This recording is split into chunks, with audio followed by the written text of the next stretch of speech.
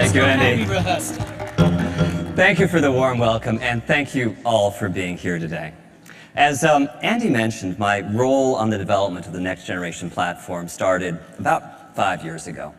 At that time, we began to look at how the console architecture could free developers from painful technological limitations and enable them to create the game experiences that they'd always been dreaming of making. We also looked at how the whole PlayStation ecosystem could be evolved as well to allow the player to take a dynamic, preference-driven path through the world of content. So when we started this process, it was the early days of the PlayStation 3, which is to say, at a time of great transition in technology and how we use it.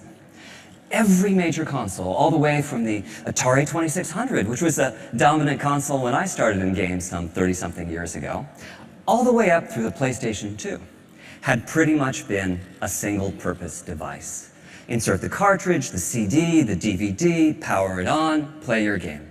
That's all they did, and that was fine. That was the world we lived in then.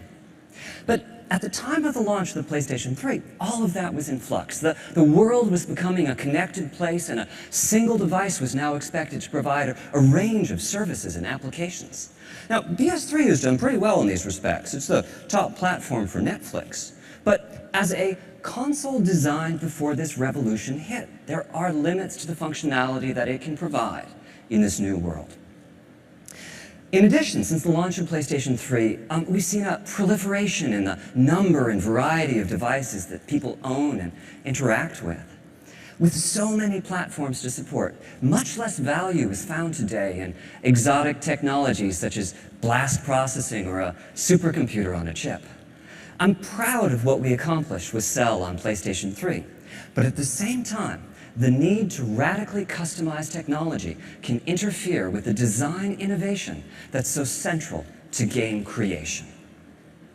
So for PlayStation 4, while we knew that the core performance of the console would be vital to its success, the cross-disciplinary team that we assembled had several additional goals. For one, we wanted to make sure that nothing would come between the platform, and the joy of play. When I think back to the launch of the PS1, there was a real fun factor that was an intrinsic part of the PlayStation DNA. The whole world was our audience, and we had a remarkable time evangelizing the message that gaming was fun. We also wanted to be sure that the system architecture could fluidly connect the player to a larger world of experiences and provide easy access to everything PlayStation has to offer, across the console and mobile spaces and the PlayStation Network. And finally, we wanted to hear from developers. We spoke to dozens of the best teams in the world. We wanted to know what was important to them. We wanted to make them happy. Because if they were happy, we knew we could unleash the creativity and innovation that would result in a true next-generation experience. Our goal was to create an architecture that would facilitate the expression of their ideas. Now, we couldn't come right out and say in 2008 or so, what would you like to see in a next-gen console? We had to talk our way around the topic. But they knew what we meant, and their comments were invaluable in crafting these system specs. And we were able to create, in PlayStation 4, a platform by game creators for game creators. It is a powerful and accessible system, and it has a deep feature set to support the ongoing development and evolution of gaming itself. Now, the architecture that we chose is like a PC in many ways, but supercharged to bring out its full potential as a gaming platform. For the CPU, we chose the most familiar architecture on the planet, the x86, allowing us to tap into over 3 decades of programming expertise. For the graphics processor, we decided to use a highly enhanced PC GPU, something that would be easy to develop for in the early days of the platform lifecycle, but at the same time, a GPU with remarkable long-term potential. And for system memory, I'm proud to announce that we are equipping the system with 8 gigabytes of high-speed unified memory, both satisfying the #1 developer request for ease of game creation and also increasing the richness of content achievable on the platform. And this system memory is backed by the massive local storage that only a hard drive can provide. Overall, this architecture is designed to ensure that the very best games and the most immersive experiences will reach the player. Now, the next few demos are live, so I get the pleasure of sharing with you, for the first time, the new controller. And here it is, the DualShock 4.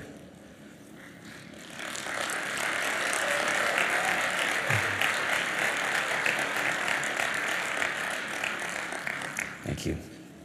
So, during the development of the DualShock 4, we worked with key partners in the development community to enhance the feel of the joystick and the trigger buttons.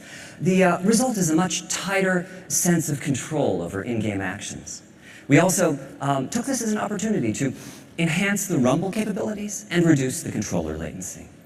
And finally, we added a few new features. A touchpad as a new form of input, a share button and a headphone jack to enhance social interactions, and a light pad as a light bar as a simpler, more friendly way to identify players. And this new controller was designed in tandem with a second peripheral, a stereo camera that can sense the depth of the environment in front of it and track the 3D position of the controller via its light bar. Now, this first live demo shows the payoff from the augmented PC architecture. This is Unreal Engine 4 from Epic, running in real time on prototype hardware. There's some very sophisticated technology here, GPU-accelerated particle systems and realistic transmissive materials with substantial subsurface scattering. And this is all running in real time. I can look around as the animation plays using the touchpad input. Not only do we have the power to drive this level of application, but we also have in PlayStation 4 an extraordinarily easy conversion path from the PC world. Now, as to how we accomplish this, PlayStation 4 is centered around a powerful APU that combines 8 CPU cores with a state-of-the-art GPU with almost 2 teraflops of computational performance. Putting CPU and GPU on the same die gives them streamlined access to a common pool of memory. And with PlayStation 4, we're taking an unprecedented step. For system memory, we're using GDDR5, the type of memory typically reserved for top-of-the-line, high-end graphics cards. This gives us 176 gigabytes per second of bandwidth and provides a further boost to the GPU performance. Now, earlier I said we were using a highly enhanced PC GPU. Principally, we've modified the GPU to make compute easier, which is to say, we've made it practical to use the GPU as a general-purpose computational device. This next live demo is a million-object physics simulation from Havoc. This is primarily running on the GPU, not the CPU. Tasks that can fully occupy the CPU cores will be achievable using just a fraction of the PlayStation 4 GPU. Overall, our goal has been to architect the system so as to support a breadth of experiences. I'm really looking forward to seeing how the development community will choose to use this tool that we've provided for them. Truth is, I'm making a game too. In my case, I'm focusing on that joy of play I remember so well from the early PlayStation days. So, here's a quick look at the title I'm directing.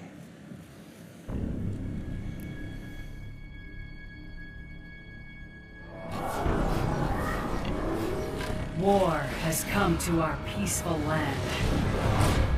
We must send our best to neutralize this threat.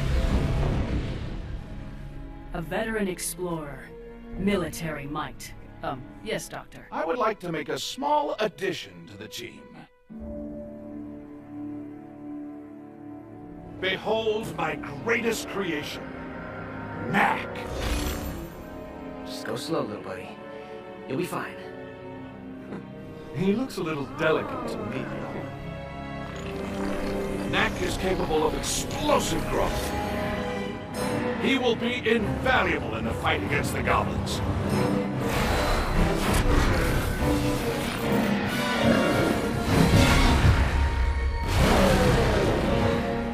Knack, you're no human. Why do you work for them?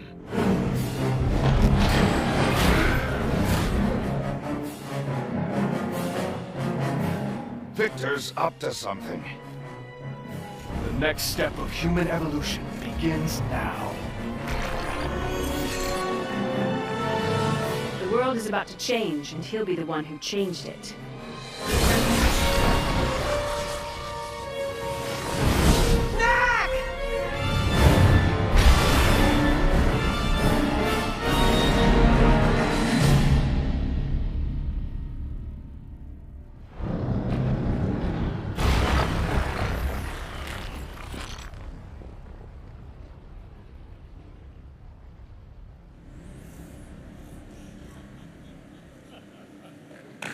Thank you.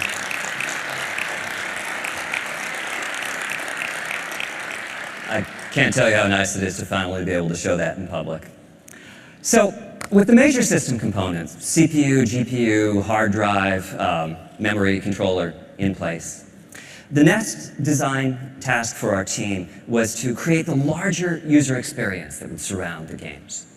We chose 5 key principles as the basis for this experience: simple, immediate, social, integrated, and personalized. Now, these are just words, but concepts such as simplicity were extremely helpful in crafting the overall system architecture.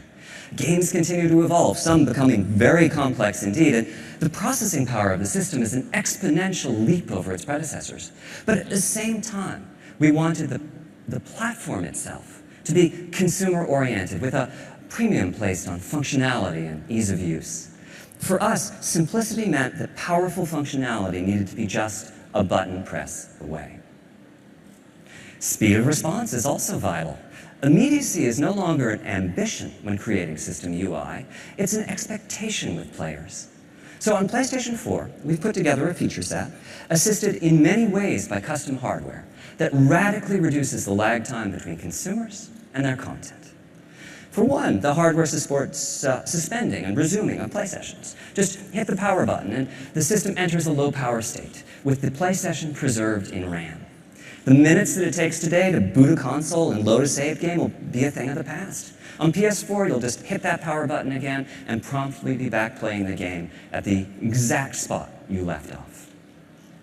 PlayStation 4 also has a secondary custom chip that manages uploads and downloads. As a result, it's possible to download or update games in the background, or even with the main power off. And we're taking this one step further. On PlayStation 4, digital titles are playable even as they are being downloaded. When you purchase a title, you download just a fraction of the data and begin playing. The rest of the data is downloaded in the background as you continue to play the game. Our next key principle is social. There's no doubt that play is no longer an isolated pastime. Social play is so important to PlayStation 4 that we've added in hardware to support it, in the form of dedicated, always-on video compression and decompression systems. Now, to illustrate the next few points, I'm going to show you various aspects of the PS4 user interface, which is a complete redesign over what we have today on PlayStation 3.